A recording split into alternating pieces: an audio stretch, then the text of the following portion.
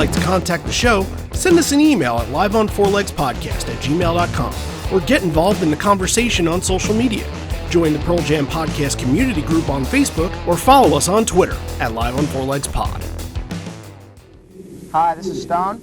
This is Jeff, and we're from Pearl Jam. And you're watching 120 Minutes. Do you know you can say penis on TV? And away we go. You're listening to Live on Four Legs, the live Pearl Jam podcast experience, featuring Mr. Stone Gossard.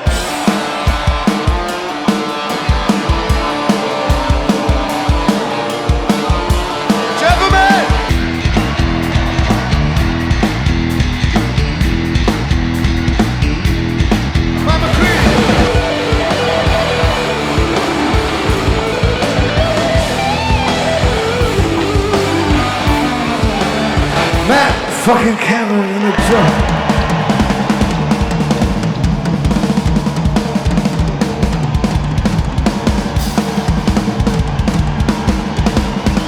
Mr. Boom Gasper.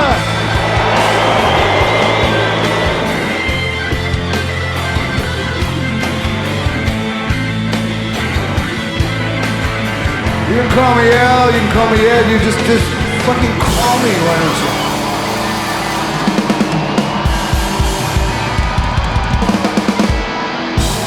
Hey everybody, now welcome to Live on Four Legs, the definitive live Pearl Jam podcast, and we are in the first week of July here. We just finished off 4th of July, everybody. We just finished off the holiday, and hopefully you guys had a great holiday. As this holiday is going on, we got Pearl Jam over in Europe, and guess what they're doing in Europe the last couple days? They are playing festival shows. That's right. And this next month, and it's not like we're lightening our load at all, because some of these shows that we're doing are pretty heavy and pretty big deal kind of shows. Today we're lightening our load because it was the holiday weekend and we just needed something kind of short and fun and quick to do, and we had this as a Patreon request anyway. So we are going to do not the first of the Lollapalooza 1992 shows, but the first bootleg that we have from the Lollapalooza 1992 shows. We can get into that in a sec, but let's introduce everybody. Randy Sobel's over here. John Farrar's over there. Hello, hello. This is nice and quick, right? We won't be 2 hours on this recording, I don't think. Yeah, but I want to start off, I was listening to this, and it kind of felt like a 2022 show that we're covering now, because there's all these 10 songs, and I'm like, when did the show happen? Is this from last week? Right, yeah. It's even flow first, then why go? Yeah. Felt like something we just heard. Look, I wasn't really thinking in that aspect, but yeah, you're right. I think the night before this, because this is the second night of the two, as I kind of said, but the night before this, State of Love and Trust opened the show, and I think that when the request was made by Amy Wynn, our patron, she said this one, the 18th show, and I would have loved to talk about how State of Love and Trust would be as an opener, because I don't think they did it that often. However, we're sitting here with the non-rare opener, and the set is exactly how you think it is. It's 8 off of 10, and they leave off, Release and Garden and Oceans, and that's exactly what you expect from this era. So, no surprises. Hopefully, maybe one day that bootleg from the 18th will pop up, but you never know. What did pop up, though, I think we need to mention it, is the set list from the 18th. If you guys remember, a couple months ago, we did this article on liveonfourlegs.com, which is obviously still up. You can find it in the archives over there, where we talked to Alex Sink, who has collected all of these set lists from all different eras, mostly 1992 and a little bit in 1993 as well. I think the Florentine Gardens one from 1991, so he's going way back. And he had this set list. I don't think it's in his possession, but I think that this was a picture that was sent to him. And I'm talking about the 18th and not the 19th. So at least we have some sort of remnant from that day. Yeah, that's interesting. And it's another one that, just adds another one to all these songs. It's, besides the State of Love and Trust opener, it's a lot of the same stuff. Obviously, they weren't digging deep into the catalog for these Lollapalooza shows. They were going on at probably 1:30 or 2 o'clock in the afternoon, and they had their 30, 35 minutes, and that's what you got. You're essentially right. And It's funny because you have to think of where they were at the time and when they got booked on Lollapalooza. Like, they might have gotten booked on Lollapalooza around that same time that the Holland shows were going on, that they went back to Unplugged. And I don't think that Perry or anybody else expected them to be in this higher state, like kind of like a band that everybody's going to clamor for at this point. And that's why on the bill, the only band that they're playing above is Lush. They're, we got Jesus, Mary Chain before them. We got Ice Cube. We got obviously the Chili Peppers and Soundgarden and Ministry. But Pearl Jam is at this time taking a back seat to all of them. When, look, if this festival were to happen now, you could say that Pearl Jam might usurp the Red Hot Chili Peppers, even though, look, I think the Chili Peppers have a little bit more of the common music fan gravitational pull to them, but I think everybody understands how epic and legendary some bigger radio hits. I think that's the difference. Yeah. Right. I think that maybe in a sense, like, Chili Peppers have become a little bit more of a joke since then, and Pearl Jam is kind of looked at as like the modern day pioneers that like the Stones and Zeppelin or something were. So nobody's calling the Chili Peppers the elder statesmen right now. They have not graduated into that area. No, it's tough to see that when you see Anthony Kiedis and his shirt off and his weird mustache that he's got going. You're like, did you just get out of jail and decided that the Iggy Pop look was okay? It's weird, but look, respect to them and respect to John Frusciante, who is touring with them again. And obviously that leads to Josh Klinghoffer being in our band now. So everything worked out pretty well. And this episode, as I mentioned before, was requested by Amy Wynn, and she had her own profile episode on Patreon this past week as well. I believe will probably be airing after this episode gets aired. So you'll be able to kind of hear about her interesting life with Pearl Jam and very unique, and everybody's story is unique to them, but this one was a good one for sure. And she was at the first show that we talked about, the show on the 18th, and not a lot of memory there, but it leads to some good things coming a little later. So why don't we hear from Amy right here? This is taken from her Horizon-led profile on Patreon. I was going with a friend who's really into rap and hip hop, and we had different musical tastes. I definitely had heard of Pearl Jam and wanted to see them, but we were we were like literally at the fence, sitting on the grass on a picnic blanket. And I remember it being hot, and if I'm not up front, I tend to get distracted. It's like at baseball games, I watch everybody in the stands and enjoy my hot dog and have no idea what's going on with the game. So, it was way back there, and I know that we were there when they were playing, but, it was 30 years ago. It was a long time ago. And I don't remember the details of them playing. I remember... which sounds terrible. I know, and I've been trying to figure out like when I started listening to them. I know viscerally. I just don't know what time of year this was, but I know I was in grad school. I know I got there. For me it was a cassette because I had left my record player back in Pennsylvania, and I picked up the cassette pretty shortly after it came out. I remember watching the hunger strike video on MTV with my roommate. I remember, when the singles came out on the radio. I just don't know when those things happened relative to Lollapalooza. Not too far after, if I'm not mistaken. I think that hunger strike was like around July or August, and then singles I think was like September-ish. Yeah, earlier, late September. I can't remember. I remember singles because I remember scooting down to the UC Theater with David to see singles, and that was totally awesome. And that with Hunger Strike and having seen them though very far in the distance at Lollapalooza, it was like, man, these guys are insane. But I didn't know anybody else that was into the same kind of music that I was. A lot of my friends in school were listening to like either folk music or, I was listening to rap as well, but I didn't know anybody was listening to rock, which is weird. So what was it that you went for there? Was it Chili Peppers? Was it Soundgarden. What was your prime band that you wanted to see those days, that day?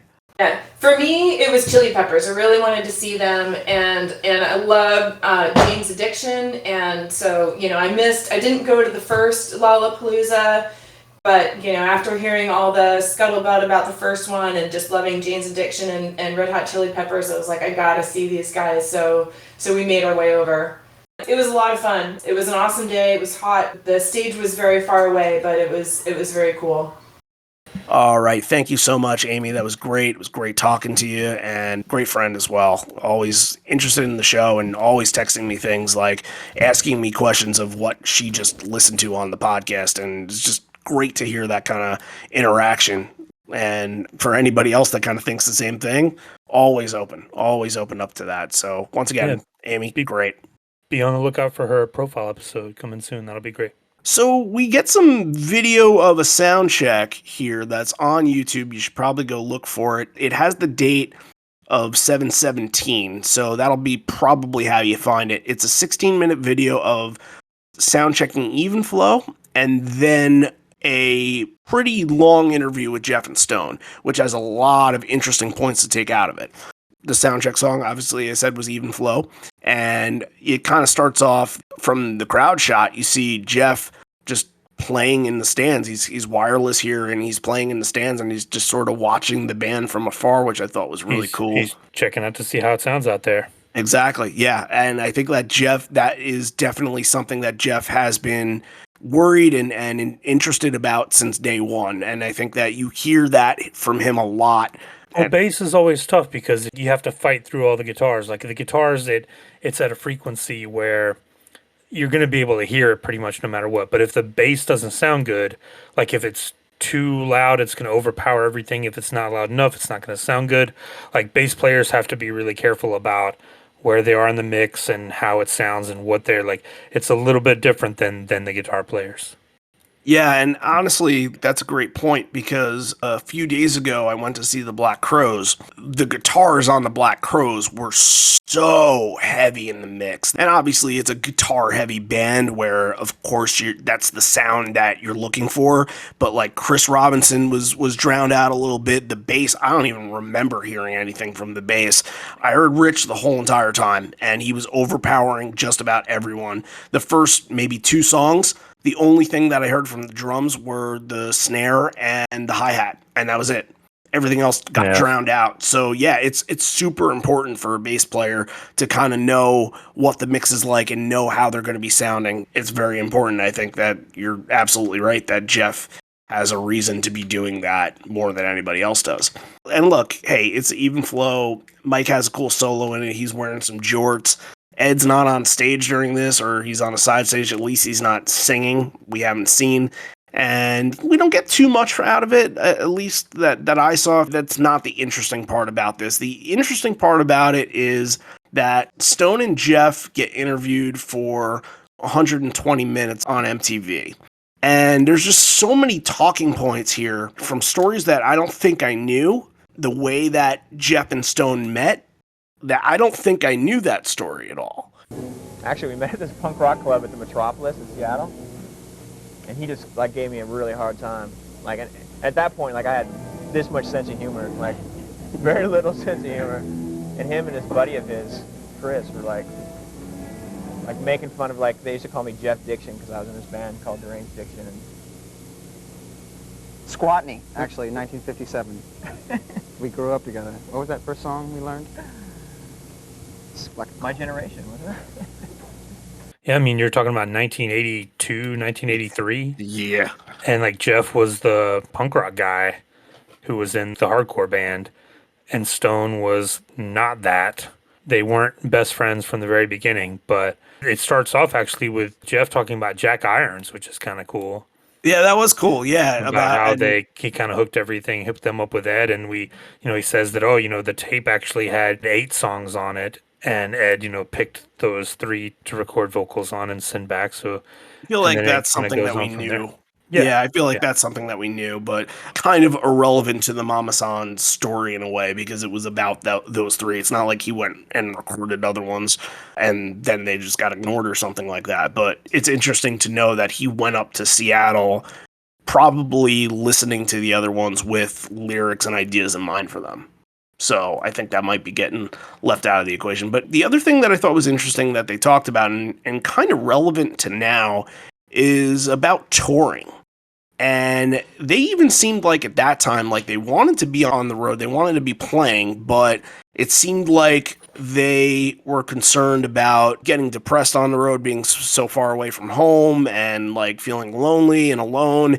And it seemed like the way that Jeff was talking about this is that if they weren't already booked on Lollapalooza, they wouldn't have wanted to go and do another tour. They would have wanted to just kind of lay back in Seattle, record another record, and then that was it. We would have had Versus like a couple months earlier than we did. I found that really interesting. Yeah, I mean, he says they had basically been on the road for 10 months straight. They were young and hungry, and like that's what you do. You have to go pay your dues on the road, and they did that. And it wasn't soon after this that they really slowed down, starting in 93, 94. They really slowed down the touring, and they never really went back to playing those 70, 80, 90 shows a year like they did the first couple of years. Yeah, and you have to kind of think of, and especially in Jeff's mind, like what these shows are following up on. I believe they're following up on the Roskilde show where Jeff got into a fight with a security guard because the security guard didn't realize that Jeff was in the band, and then Eric Johnson kind of had to step in. Like it's just a wild story. They had some of their stuff stolen, I think, in one of those shows. That was Stockholm. Yeah. That was, I think, the show before the Roskilde show. Yep. I saved the best for last in this. I don't. Yeah, right. Just all of a sudden, he's like, "Can we say penis on TV?" And he just gets infatuated by the idea that they're talking about Jim Rose. That's right. And they were talking about how he was holding like bricks on cinder blocks, right? And then Stone's like, "Wait, we can actually say that?" And he was like eyes glued, like he was a third grader or something like that. So they ran through a couple of promos where they're just like, "Hey, this is Jeff and this is Stone, and you're watching 120 minutes," and then he had a couple where Jeff was like, "Hey, Stone, what is it about the penis? What is it about the penis that you're so interested in?" Well, I don't think it's just penis. I think it's any human body part that's generally covered. Vagina, anus, all covered parts. Anyway, you're watching MTV, and we thought we'd just fill you in on that. It was just very funny, and obviously his sarcastic, the height of Stone's sarcasm here. They go off on penises for about 5 minutes. Yep, they do. And it's pretty funny for then. It's pretty funny for now, too. They're 24, 25 years old. Yeah. Right. Yeah, it's all dick and fart jokes, of course. And this will come back up a little bit in the set somewhere, but they ended up kind of doing an intro. I don't know if it was like the debut for the Jeremy video, but they say, and this is our brand new video for Jeremy. And they kind of intro that, and I'm sure it got played on 120 minutes. And I think it was 5 days after the show that the debut of the video happened. It was August 1st, right? Well, I had read, and maybe that it's the single, but yeah, I've always gotten my date confused with this. Five Horizons says that it was July 22nd. And it's maybe very possible. Was 120 minutes premiere or something. Right. But also that could just be that the single came out that day. Right. Yeah, I've heard so many different things about that. You know, you got to kind of separate the early years into like pre-Jeremy video and post-Jeremy video, and this is one of the last pre-Jeremy video shows. So that video had not blown up yet, it had not been out yet. That changed their whole trajectory. It just became huge. If that video had come out before this Lollapalooza tour, they would not have been playing at 2:00 in the afternoon. No, that's for sure. I don't know if you caught this within one of the many promos that they did for that, but I think Stone says something like, "Oh, it's not our full cut, it's not our director's cut that you'll be seeing." He's kind of alluding to, there was something else, and I think the producer kind of said, We're not going to go with that one because I Yeah, don't. it's because they're talking about they cut the scene where he has the gun in his gun. mouth. Yeah, Yeah. yep, right. Which I think came out like 4 or 5 years ago. Yep. So, all right, let's get into the set list here. Stand up so we can all pretend that there's no seats. Even flow hits. And yeah, look, the recording is going to be pretty much what you expect for 1992. You have to turn it all the way up just to hear stuff, and you can't hear the bass. You can only hear little certain aspects of everything else that's going on. You can't really hear the crowd too well. So what I got out of Even Flow was definitely two things, like Dave just booming presence right from the get-go, and then 1992 solos from Mike. It's not like a high-octane showstopper like it would be way, way later where he'll actually play that solo for like 5-6 minutes, but you get 45 seconds in or so, he gets that screech kind of sound, and it's classic Mike right from the start. Hey, I'll even go a different way and say it's that early Stone groove on it. Like, it starts out, the first thing you're like, oh, this is so slow compared to, some of the, we've been listening to them play it in Europe and on the West Coast. Like, they've been playing it a lot, obviously. We're used to hearing it that way. And when you go back and listen to these early versions, it just sounds like it's plodding. But it's really just that Stone groove that just moves and shakes and, snakes around. It's a good way to start off the Lollapalooza show. It's going to get everybody moving. Yeah, for sure. And 2 o'clock in the afternoon, if you're up on everything, if you're paying attention to Unplugged that's happened and you have 10, this is a dream come true. You get to see them early in the set. So they're going to play all of their big ones from 10 here. The next one is going to be Why Go. Ed starts off those hey chants before the drums even kick in on this. I like that a lot. That was very, very good.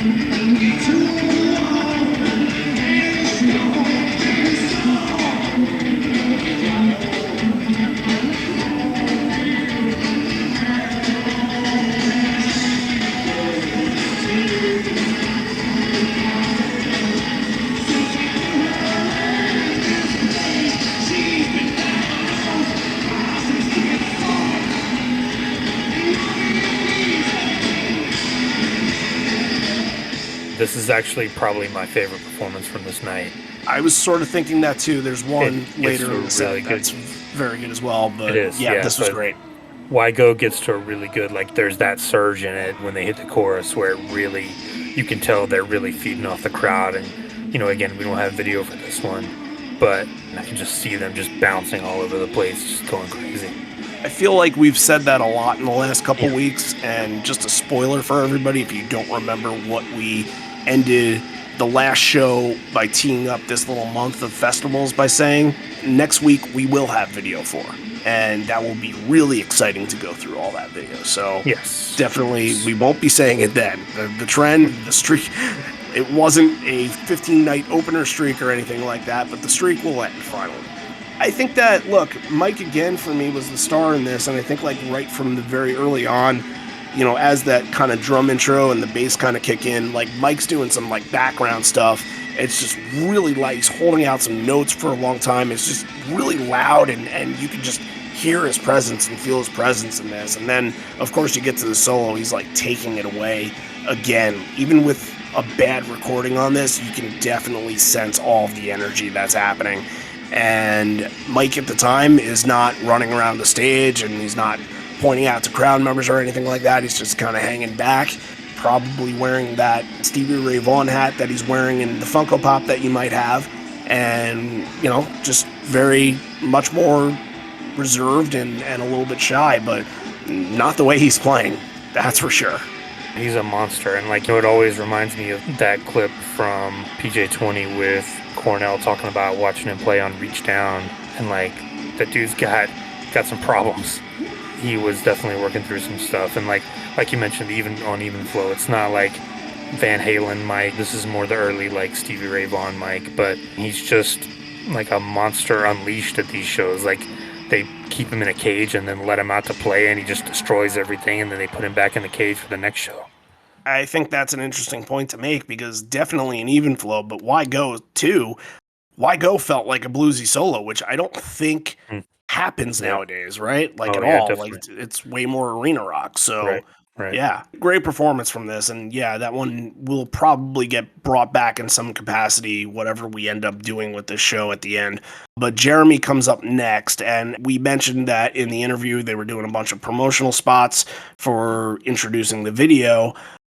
I would love to see what the evolution was for just Jeremy during Lollapalooza. Because you can start off here, you can kind of find like around the time that the video came out, and then probably by like late August. And I know this from, and in September, the last show in Irvine, I think you get a really, really good reaction for Jeremy, and you get Ed kind of addressing that he likes the song, but he doesn't like to think about somebody committing suicide every day. But it seemed like there's an evolution there that over time where you can see like the surge from the crowd response whenever they get into that bass line that opens that up. And I would just love to, as much as you can, because look, there are not a lot of good bootlegs from the 1992 Lollapalooza tour. There are not a lot of bootlegs, period. There's enough, but you got to find a balance somewhere. But I would love to sort of figure out, maybe that's a mini episode in the future for us, you know? Yeah, if you could pull it together, because the video was about to premiere. It had already been recorded and done, and the video edit of the song, they knew that they had worked that out. So it'd be interesting to see like when that starts to pop up and when they would start, kind of messing around with the structure of it. I think about the crowd members there too when they're hearing this, and I'm wondering if like a couple days later, or maybe like even a couple weeks later, when the video is really being the most talked about music video in America at that point, I wonder if they remember seeing this performance and they're like, oh yeah, okay, I get it now. Because I remember seeing that from bands too. Like I remember that, and I can't give you a specific moment, but I remember a band playing a song live and thinking like, hey, that was pretty good. And then a few weeks later, it's all over the radio. Like a young band that's kind of where Pearl Jam is here, that was opening up for a bigger act. And it's kind of cool to know that you're in on the ground floor of something before it got. Everybody wants to brag about that and say, oh, I knew them when they got big. I knew the song before it became big. But it is a cool aspect to kind of think about it in retrospect. Yeah, definitely. Okay, this one is for all the photographers who have to leave right now. The reason why he says this is because that photographers were only allowed to shoot the first 3 songs. That's still true. If you go to a show, Really? you'll see them in the pit for 3 songs, and then they have to leave. Yep. Wow. I don't know how I never recognized that before. Oh yeah, I remember seeing it at the shows I went to in like 2016 and stuff. Yeah. Is that a Pearl Jam rule, or is that just an overall venue rule? I don't know. That might be a Pearl Jam rule. Or it might be just an overall concert rule. Yeah, right. Like it's kind of understood by everybody that's because you what don't happens. want them there during the whole show, Right, getting in everybody's way and being a the lights distraction. and So they stuff. let them have the first 3 and then they kick them out. Yeah. Huh. I find that interesting because I think most of the best visuals from shows sometimes come from the stuff that they're doing at the end. So I wonder, do they never invite them for like, and not in this situation, but say, during a live, they wouldn't invite them back out to take pictures of them throwing out tambourines or anything like that? That's only when they get to be in the pit right up front, like in front of the GA. Okay. They can still go to like Right, on the sides and stuff. Yeah. Okay. Yeah, that makes sense. All right. Well, look, I think that's a facet that I'm going to have to look out for whenever I see concert photos from this point because Yeah. that's just super, super interesting. But the dedication to the photographers is deep, and it's got a big Ed scream in the beginning. It's got that 1992 sort of anger and rawness to it. Nice line change in the middle to takes a visit to San Francisco.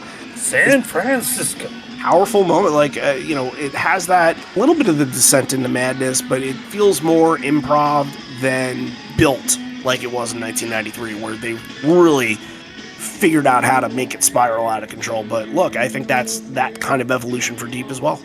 Again, not my favorite song, but if you're gonna get it, this is the time to get it. So it's kind of holding the spot here as like keeping up that momentum. It's almost like it's holding that even flow spot here where it's the middle part of the set already, and they need like a big kind of a showstopper moment because after this you're gonna kind of wind down for a couple of songs.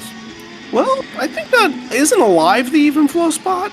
You think? Because Yeah, a little bit, but like I even think Deep is right before the wave crashes and Alive is like the wave crashing. So Deep has to like keep that energy high and get it going. It's one of the highest energy ones here.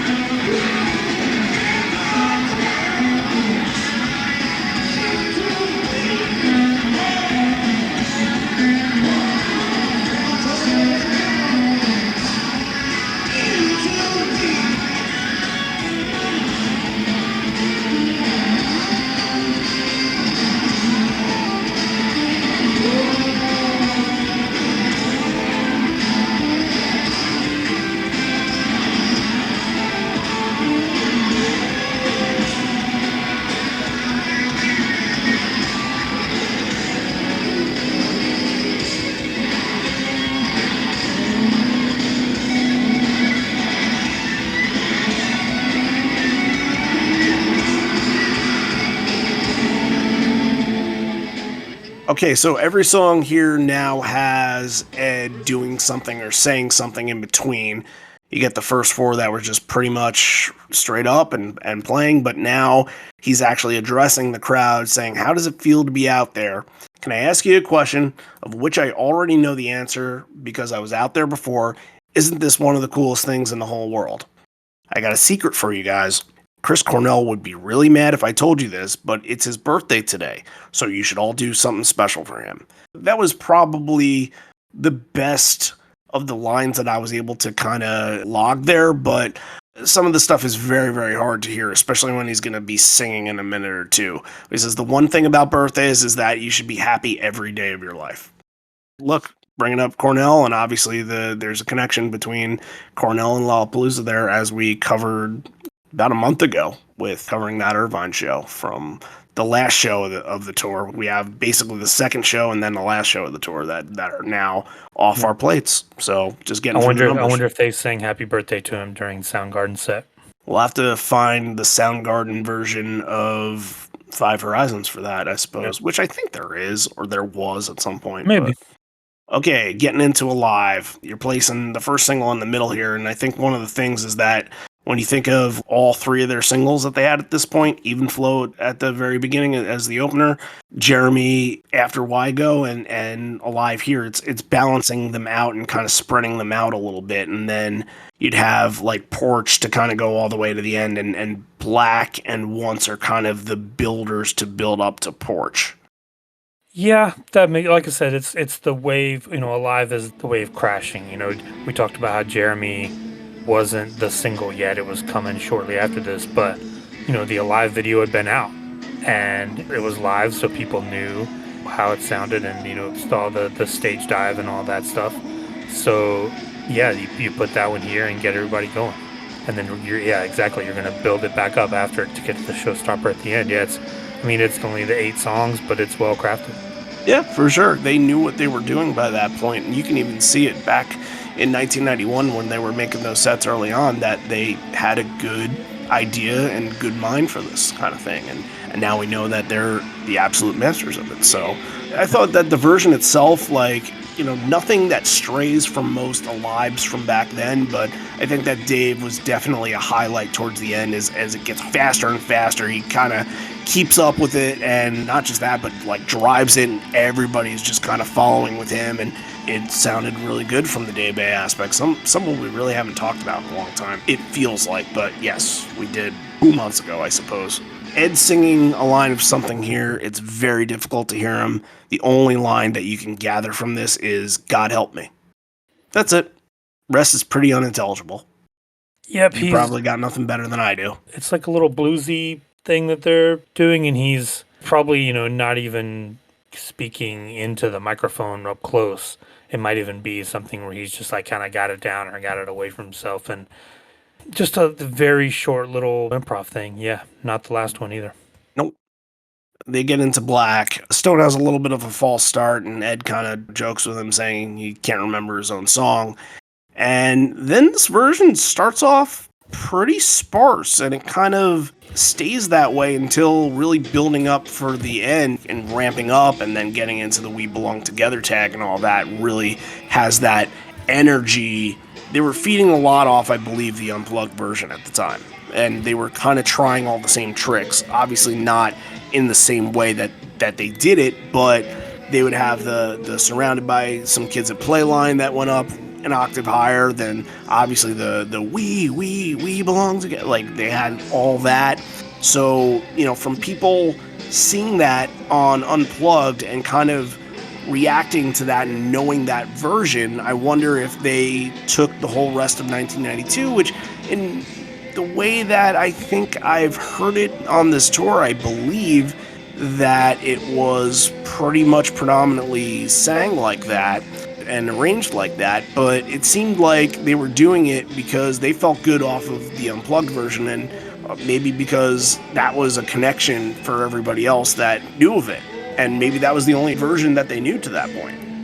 Definitely. And if you look at the Live Footsteps page for this, you look at Even Flow already at 133, Alive already at 141, Porch already at 137. Black had not yet hit 100. Like we said, it was a late bloomer of a song. They didn't do it a lot in 1991. And that MTV Unplugged, I think, brought this song to the forefront of everyone's mind. As like, so you went to a show and you wanted to hear Black because you had seen that incredible performance of it. And now, it's got more than Jeremy. It's got way more than Once. It's almost even with Porch. It's got more than Why Go. And that's why, that set this song on a different trajectory.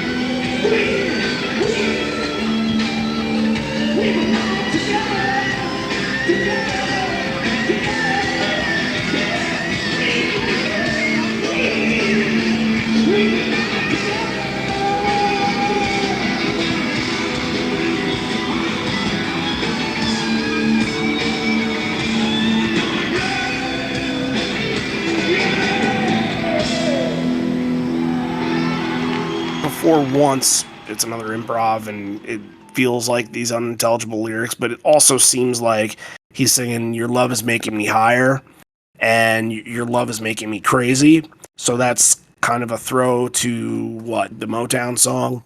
Yeah, Taking me higher and higher. I think it was one of the Marvin Gaye, or Tammy, one of the early, or Temptations, maybe, your love is... I seem to... It's like the Ghostbusters song. I can't remember. I seem to remember a female singer on that, though. Yeah, I think it's Tammy Terrell and Marvin Gaye did a bunch of duets back in the day. I don't think it's Ain't No Mountain High Enough, but it's around that same time maybe. Yeah, But it's yeah, definitely Ain't No Mountain. and then he kind of takes it off and, does a little improv off of it. Your love is making me crazy. And then we get a little bit weird. Yeah. Oh boy, this is kind of weird to recite this now because look at where we are 30 years later, and this felt like nothing back then because it just was a joke, but now it could be seen as a legitimate threat. So hang with us here. Ed legitimately says, I feel like killing someone. And look, I think it's tied into Once. It's tied into Once and what the idea of Once was. And I think that a lot of the Once intros at the time had that sort of like, I'm not crazy and just sort of like a ramble going on before it. So it makes sense going into it, but obviously nobody recognizes that if you're not part of and know what happened in Pearl Jam history. So he says, I went to this baseball game the other day, and George Bush was there. It wasn't the All-Star game or anything as big as this, but Bush was right there. And I was thinking, oh my God, why didn't I bring a gun? Oh, yeah, like this gets even a little bit worse in a way, but Yeah, he does he does another little improv over, and there's actually, the band is kind of like doing a little improv thing. that is cool, and it feels Yeah. sort of like a slasher film kind of thing that they got going. It feels really tense. And now I didn't realize who he was saying here. I was sort of trying to pick out the name here, but he said I felt better because I knew you would all vote for, and it sounded like Mike Wallace, but that's not the name that I'm thinking. Like it must have been somebody that was a primary candidate for the Democrat side, that, and he didn't say Clinton or anything like that, but I honestly don't really remember or know any of that stuff. Yeah, I don't know. But the thing that I do know is that I realized that if I did that, it would mean that Dan Quayle would be president for even 2 weeks, and he kind of probably makes a shudder motion for that, but you can't say that stuff anymore. And Ed This is knows that. Pre-terrorism panic, pre 9/11. Yep. Yeah, like that's what a joke was back then. Yep. Especially that we had a situation a year ago where you know what happened.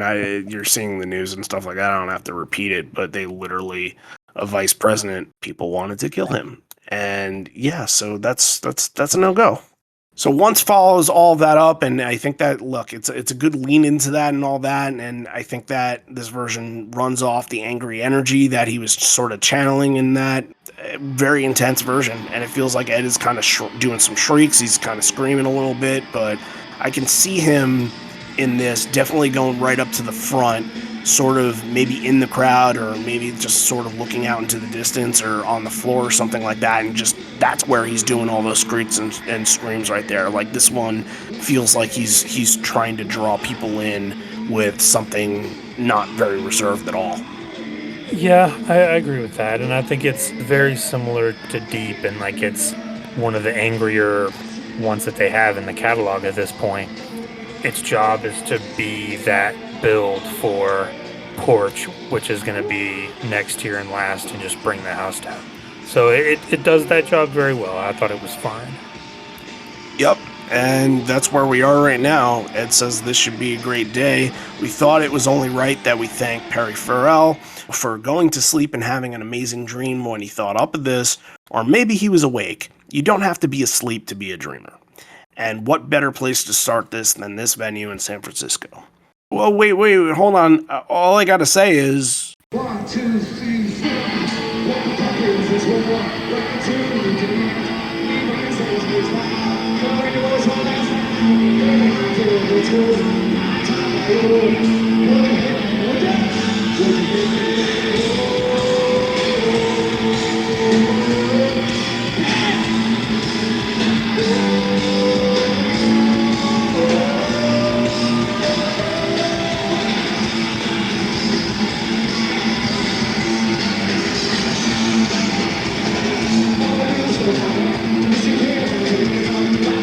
Boy, yeah, yeah, I was definitely drawn into that. Like, it's been a while since we've gotten a real, lively porch like this. Yeah, and again, they're on the timer, so this isn't one that can stretch out to 8 or 9 minutes and like really get into a jam where you would start to get like tearing and stuff like that. But it's good, and he does, continuing kind of the improv theme of the show. He does kind of throw in a couple of lines there at the end. There's one that's like, "At least we can see you all," and then I think there's one that's like, "There's a little bit of time to change our time."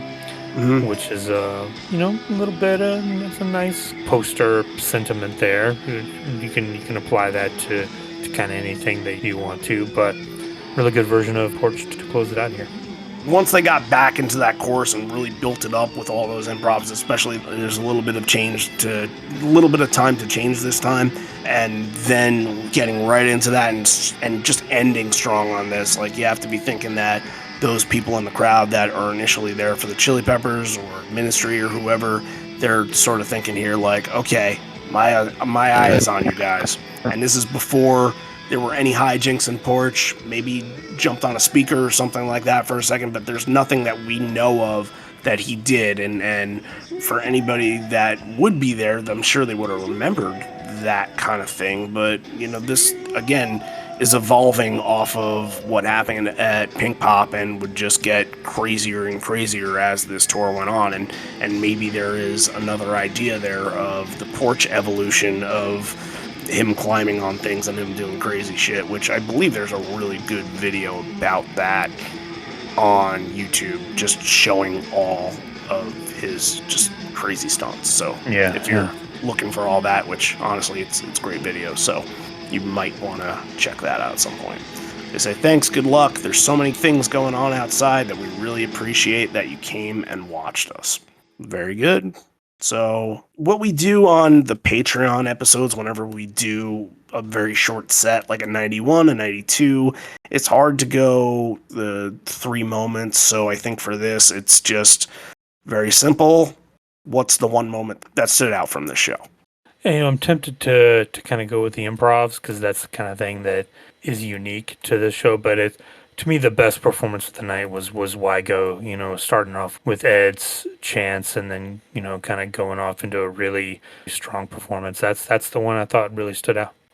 Yeah, I agree. Yeah, Wygo was basically, everything else felt like I had heard that version somewhere else, and Wygo definitely had some difference from other versions in 1992, like Mike sounding really good, Ed doing those like very intense haze in the beginning, and I think that Porch is a nice kind of runner-up in this, but yeah, those are kind of your moments there, and that seems to be it. But now, see, we have this kind of thing as well on the Patreon episodes that we do, that we kind of start off at what was it, 5, and then we kind of give points to certain things.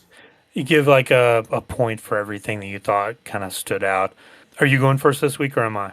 I'll do it. I think I am going first this week, but I'm going to give a point to Wygo, and I'm going to give half a point to Porch, so I'm at a 6.5.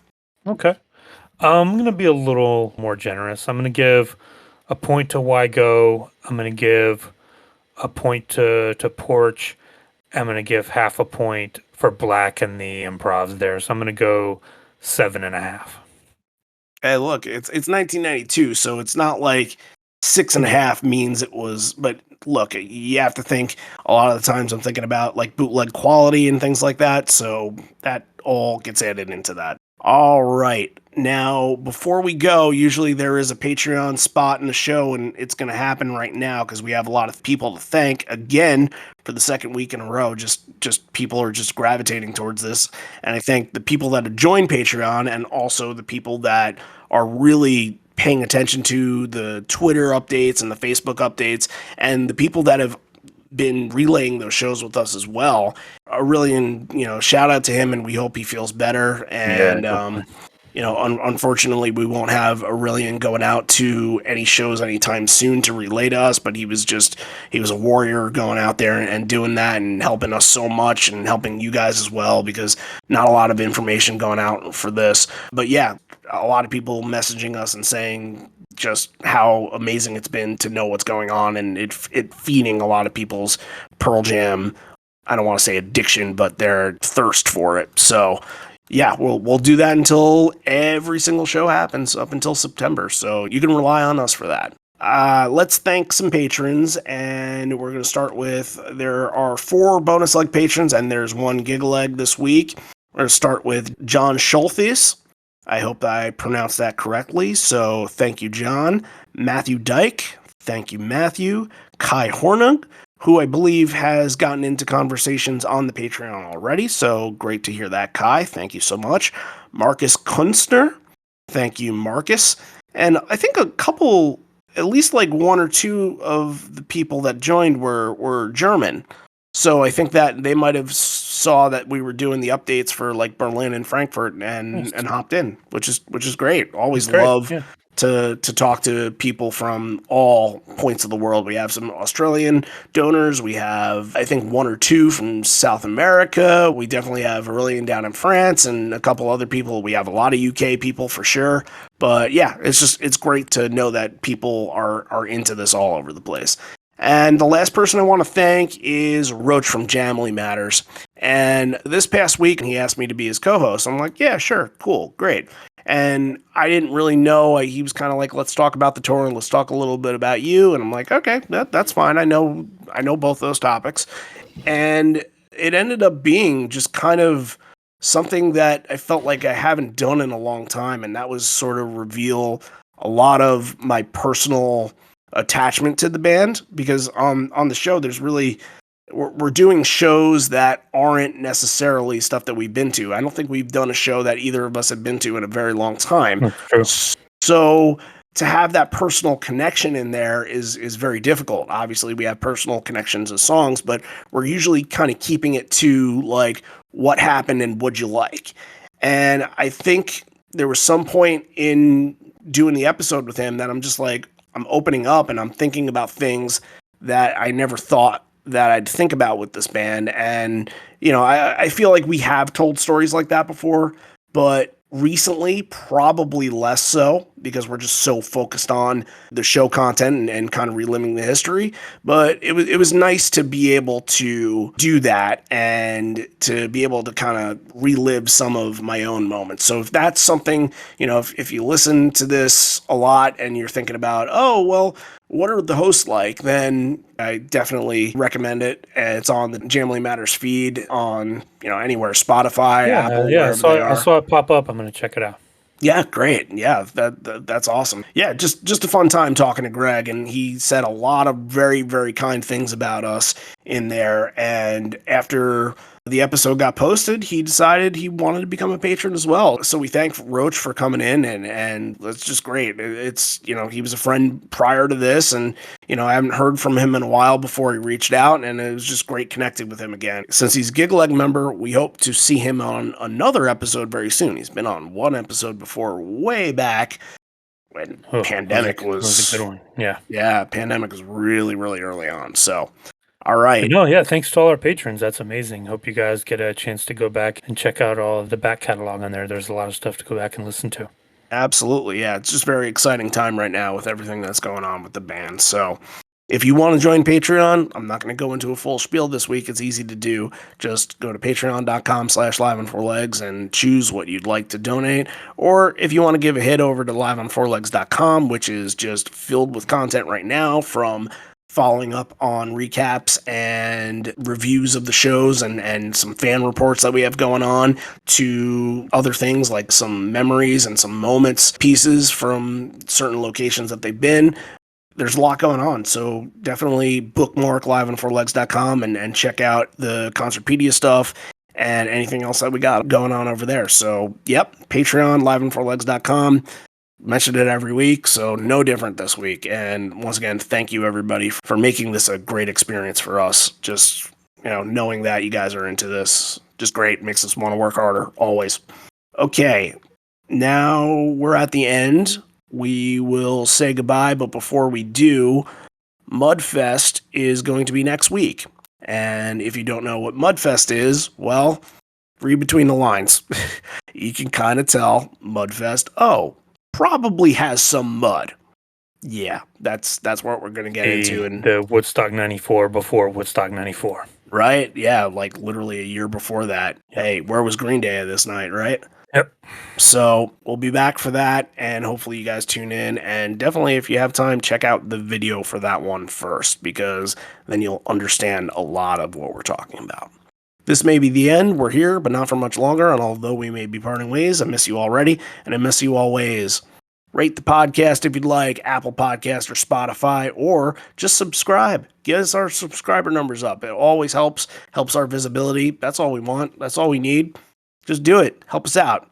Thank you so much for tuning in, and hope you had a great 4th of July. We'll see you next week for Mudfest. Remember, kids, Mark Arms sold out.